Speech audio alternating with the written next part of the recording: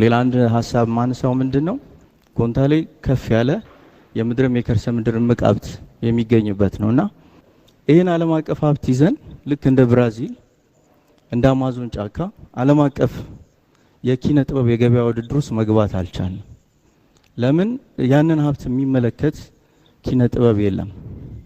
ምክንያቱም በእኛና በዓለም አቀፍ የኪነ ጥበብ የገበያ ውድድር ልክ እና አፖካሊፕቶ የነ ሚል ጊብሰን እንደነ አናኮንዳ የነ ጄኒፈር ፊልሞችን ስናይ በጣም ውድ ዋጋ ወጥቶባቸው ዓለም ላይ ትልቅ የሚባሉ ፊልሞች ናቸውና ለዛ ተፈጥሮ ለዛ አካባቢ ከፍተኛ የዶላር ምንዛሪ ማምጣት የቻሉ ናቸው።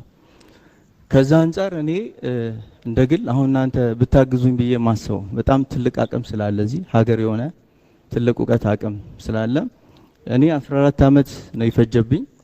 እግዚአብሔር ይመስገን ሐሳቤን የሚረዳና የሚደግፈኝ ስላልነበር ነው 14 አመት መንከራተት